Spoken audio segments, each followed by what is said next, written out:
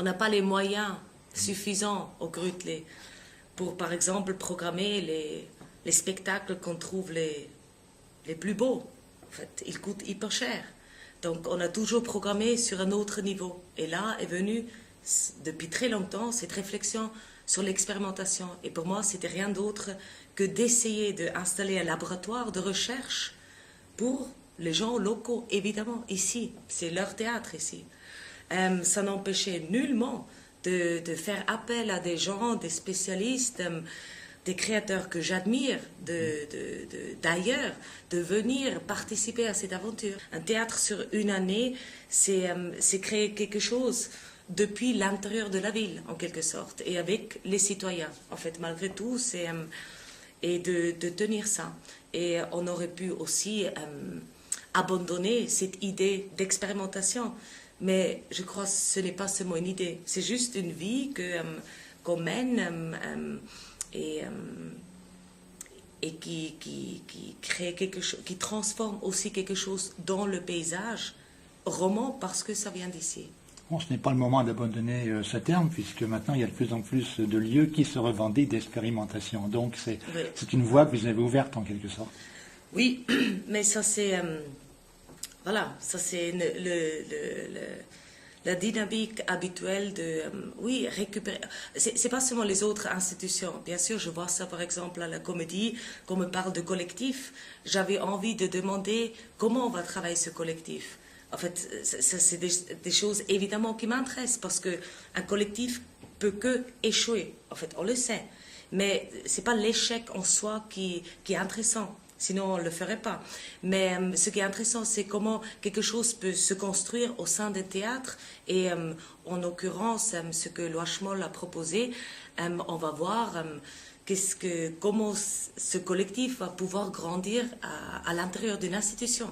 Et comment l'équipe même de la Comédie va être sollicitée, j'imagine, pour vraiment accompagner cette chose, si ça devrait avoir un autre sens que de dire qu'on travaille avec un collectif. La question c'est toujours, est-ce que c'est pas les artistes finalement qui donnent quelques solutions en fait aux politiques? C'est quand même eux c'est les artistes qui se démerdent pour survivre. Et parfois ils arrivent à trouver des solutions qu'après les politiques peuvent récupérer.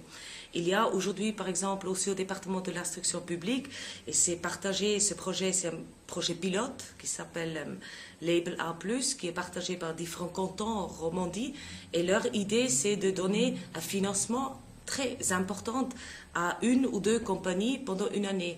Donc ce qu'ils demandent, c'est une compagnie qui travaille sur un projet pendant une année. C'est quelque chose avec lequel le Grütli a toujours travaillé. Et nous, on a toujours quelque part sollicité aussi ces gens-là pour avoir des financements supplémentaires pour accompagner ces compagnies qui sont chez nous et qui vont travailler au sein des saisons. Malheureusement, on n'était pas toujours écoutés sur tous ces points, mais il y a maintenant des projets pilotes qui vont complètement dans le sens que nous, on a essayé de faire ici au théâtre. Et qu'est-ce qui vous a le plus intéressé durant cette période de co-direction du Grütli? Je crois que c'était la programmation.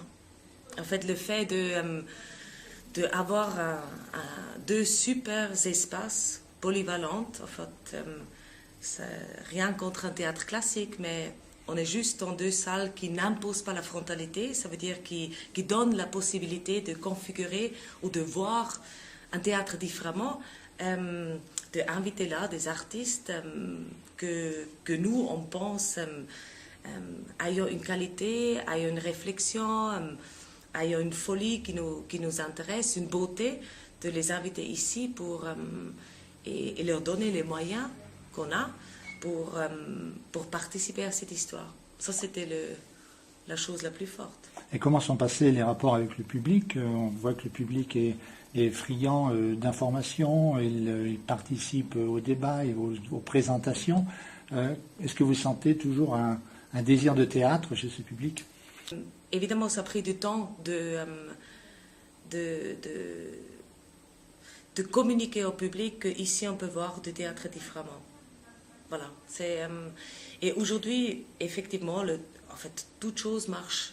Ça marche très bien, et je dis ça marche très bien que je vois une salle qui est très active, qui est très réactive vers les spectacles. Je peux aussi vivre un public qui me pose la question pourquoi j'ai programmé ça ou pourquoi on a programmé ça. Ça n'a pas ça devrait pas être au Grütli. J'ai beaucoup salué ça, que les spectateurs aussi commençaient vraiment à parler avec Michel et moi sur tout d'un coup ce doute pourquoi ce spectacle est ici, tu vois. Donc on a vraiment ouvert un dialogue au public. Est-ce qu'il y a vraiment un désir au théâtre? Il faut y croire qu'il y aurait toujours un désir pour le théâtre. Mais ce désir est toujours un désir minoritaire.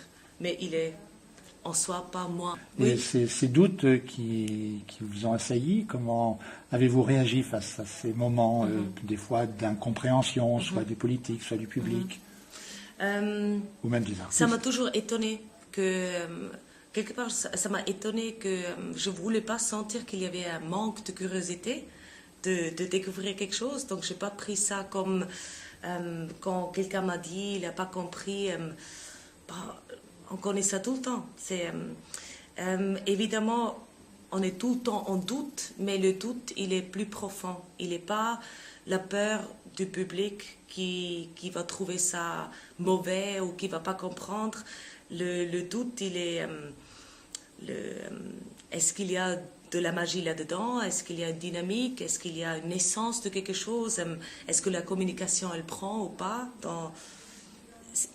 Le Grütli est aussi devenu quelque part un lieu de débat. En fait, aussi avec Genève Active, avec le Gru à chaud, c'était un peu une maison pour... on pouvait parler différemment ici. On avait un lieu où on pouvait se critiquer sans se juger.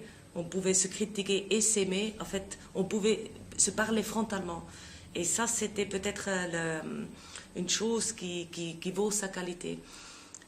Je dirais que les doutes sont plutôt niveau financement. Je crois que le plus grand doute, c'était au l'assaillement, était de ne pas avoir les moyens suffisamment pour maintenant continuer certains projets qui étaient en chantier et de quelque part ouvrir maintenant à une diversité artistique parce que les projets sur une durée d'une saison sont juste devenus beaucoup trop lourdes.